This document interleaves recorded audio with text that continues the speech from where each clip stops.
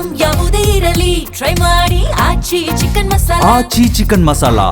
ಡಿಕೆಶಿ ದೆಹಲಿಗೆ ಹೋಗಿ ಬಂದ ಬಳಿಕ ಪವರ್ ಶೇರಿಂಗ್ ಪಾಲಿಟಿಕ್ಸ್ ಮತ್ತಷ್ಟು ಜೋರಾಗಿದೆ. ಸಿದ್ದರಾಮಯ್ಯ ಡಿಕೆಶಿ ನಡುವಿನ ಸಮರದಲ್ಲಿ ಹೈಕಮಾಂಡ್ ನಾಯಕರು ಕೂಡ ದೂರ ಉಳಿದಿದ್ದಾರೆ.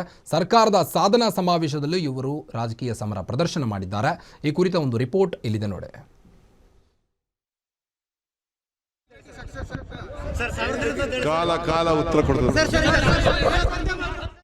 ಎಸ್, ಮುಖ್ಯಮಂತ್ರಿ ಪಟ್ಟದ ಮೇಲೆ ಕಣ್ಣಿಟ್ಟಿರೋ ಡಿಸಿಎಂ ಡಿಕೆ ಶಿವಕುಮಾರ್ ಶತಾಯಗತಾಯ ಗದ್ದುಗೆ ಏರಲೇಬೇಕೆಂದು ಪಣ ತೊಟ್ಟಿದ್ದಾರೆ. ಅದರಲ್ಲೂ ದೆಹಲಿಯಲ್ಲಿ ಡಿಕೆಶಿ ಹೈಕಮಾಂಡ್ ಬಳಿಕ ಕುರ್ಚಿ ಸಮರ ಮತ್ತಷ್ಟು ತಾರಕಕ್ಕೇರಿದೆ. ಡಿಸಿಎಂ ಡಿಕೆ ಶಿವಕುಮಾರ್ ಹೋದಲ್ಲಿ ಬಂದಲ್ಲಿ ಟೈಮ್ ವಿಲ್ ಆನ್ಸರ್, ಎಲ್ಲದಕ್ಕೂ ಕಾಲವೇ ಉತ್ತರ ಕೊಡುತ್ತೆ ಎನ್ನುವ ಆತ್ಮವಿಶ್ವಾಸದ ಮಾತುಗಳನ್ನಾಡ್ತಿದ್ದಾರೆ. ಇವರ ಈ ಮಾತುಗಳನ್ನ ನೋಡಿದ್ರೆ ಶಿವರಾತ್ರಿಯು ಮುಗಿಯುತ್ತಿದ್ದಂತೆ ಕಾಂಗ್ರೆಸ್ನಲ್ಲಿ ರಾಜಕೀಯ ಬಿರುಗಾಳಿ ಜೋರಾಗಲಿದೆ. ಕುರ್ಚಿ ಕಿತ್ತಾಟ, ಸಂಭ್ರಮದಿಂದ ಹೈಕಮಾಂಡ್ ದೂರ. ರಾಜ್ಯದಲ್ಲಿದ್ರೂ ಸಾಧನಾ ಸಮಾವೇಶಕ್ಕೆ ಖರ್ಗೆ ಗೈರು. ವೇದಿಕೆಯಲ್ಲೂ ಸಿದ್ದರಾಮಯ್ಯ ಡಿಕೆಶಿ ಮೂನೀಸು. ಸಿದ್ದರಾಮಯ್ಯ ಡಿಕೆಶಿ ಕುರ್ಚಿ ಕಚ್ಚಾಟಕ್ಕೆ ಹೈಕಮಾಂಡ್ ಕೂಡ ಬೇಸರ ವ್ಯಕ್ತಪಡಿಸಿದೆ.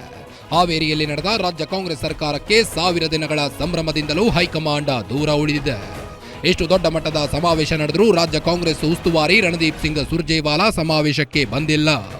ಅಷ್ಟೇ ಅಲ್ಲ, ಎಐಸಿಸಿ ಅಧ್ಯಕ್ಷ ಮಲ್ಲಿಕಾರ್ಜುನ್ ಕೂಡ ಗೈರಾಗಿದ್ರು. ಬೆಂಗಳೂರಿನಲ್ಲೇ ಇದ್ರೂ ಸರ್ಕಾರದ ಸಮಾವೇಶದಿಂದ ದೂರ ಉಳಿದಿದ್ದಾರೆ. ಅಧಿಕಾರ ಹಂಚಿಕೆ ಕುರ್ಚಿ ಕಿತ್ತಾಟದಿಂದ ಹೈಕಮಾಂಡ್ ಮೇಲ್ನೋಟಕ್ಕೆ ಬೇಸರ ವ್ಯಕ್ತಪಡಿಸಿರುವುದು ಕಂಡು ಬಂದಿದೆ. ಸರ್ಕಾರಕ್ಕೆ 1000 ದಿನ ಸಂಭ್ರಮ ಇದೆ ಸರ್, ಏನಾದರೂ ಹೇಳಕ್ಕಿದೆ ಸರ್? ಪಕ್ಕ ಕುಳಿತರೂ ಕೂಡ ಯಾವುದೇ ಮಾತಿಲ್ಲ, ಕತೆ ಇಲ್ಲದೆ ಮುನಿಸು ಪ್ರದರ್ಶನ ಮಾಡಿದ್ದಾರೆ. ಅದಷ್ಟೇ ಅಲ್ಲದೆ ಸಿದ್ದರಾಮಯ್ಯ ಭಾಷಣ ಶುರು ಮಾಡ್ತಿದ್ದಂತೆ ವೇದಿಕೆಯಿಂದ ಕೆಳಗಿಳಿದು ಡಿಕೆ ಶಿವಕುಮಾರ್ ಹೊರ ನಡೆದಿರುವುದು ಅಚ್ಚರಿಗೆ ಕಾರಣವಾಗಿದೆ.